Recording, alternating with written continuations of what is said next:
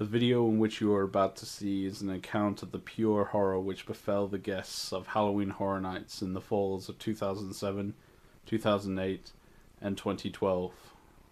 It is all the more tragic in that they were unsuspecting. But had they been given a park map, they could not have expected, nor would they have wished to see as much of the mad and macabre as they were to see those years. For them, an idyllic October evening became a nightmare.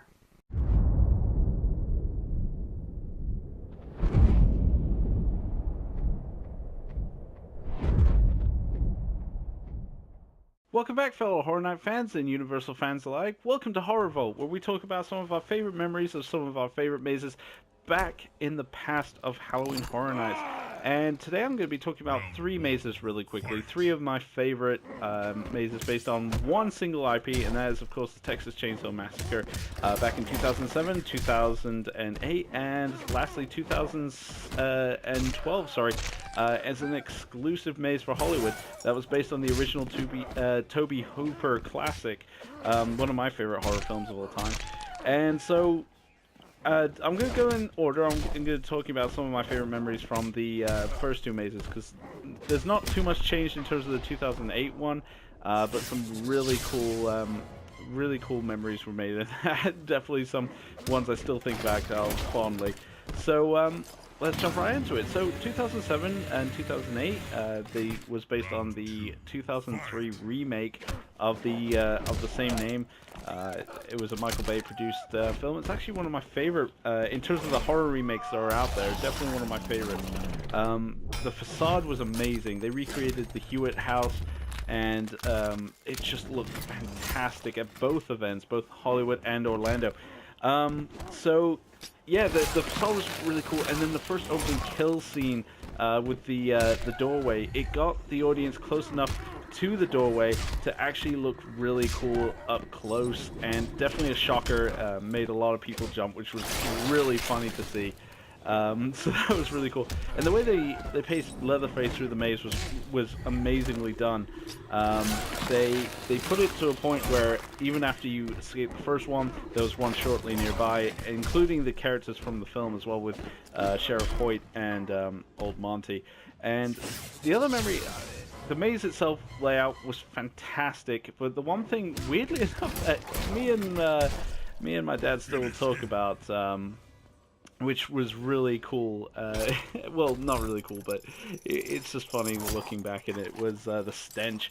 My god, the stench was awful. They recreated dirty laundry, and they had it throughout most of the house. It smelled like crap, and it just permeated. You could smell it outside of the maze itself, and a lot of people had that scent throughout the park. They would leave the maze, and all you could smell was crap. So you go to the nearby restaurant to get something to snack, like a Jurassic Park cafe and stuff like that in Hollywood, and all you could, while you're trying to eat your burger, all you could do is smell that crap.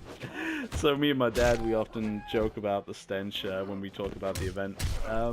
So yeah, the 2007-2008 one was really cool. I really loved the costume designs. They did a fantastic job recreating that particular film, and like I said, definitely one of the most frightening. I think one of my most frightening scenes for me, anyway, was a sequence where you had to walk past laundry that was like some blankets that were hanging up, and Leatherface would just punch through this corridor of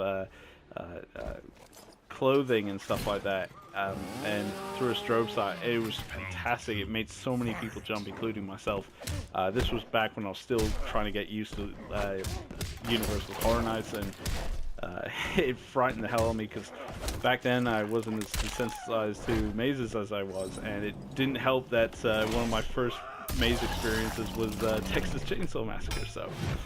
So yeah, the 2007-2008 one was really cool. Nothing much changed in 2008 in terms of the maze layout.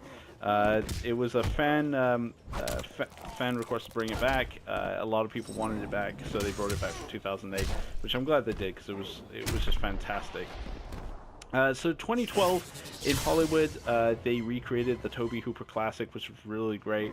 Again, just like the Hewitt residence, they recreated the Sawyer residence, and they did a fantastic job doing that. Again, opening kill was the sequence where he comes out and knocks the guy out with a hammer. Let's have a look, see how we do this. Okay.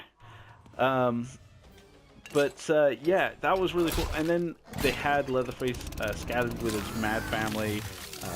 I think the sequence I really enjoyed was the famous dinner scene from the film, which was fantastic because the old ones would be crazy, like they're torturing the poor girl, and then as you're distracted, Leatherface would just come out. But the one memory I have most of that maze that was definitely frightening was there's a sequence where you're walking in the corridor. They're trying to recreate the sequence where it's the part in the film where they're pushing Franklin in the wheelchair, and all of a sudden Leatherface comes out and kills him and stuff like that, out in the middle of the dark. And they recreated that beautifully in the maze. In fact, the variation I'm showing right now is actually the character design they actually used. And so you couldn't see anything, and then all of a sudden a strobe light would shoot off, and suddenly you're being attacked by Leatherface, and it made me jump so bad. And this was 2012 when I was actually used to Universal's Horror Nights. So kudos to the creative team for creating the most frightening set of mazes. I'd love to see what they would do if they brought Leatherface back, whether it be Orlando or Hollywood. So yeah, those are just some of my memories of the event, and hope you guys have enjoyed this video. And until the next time, this is the Crazy Englishman signing off.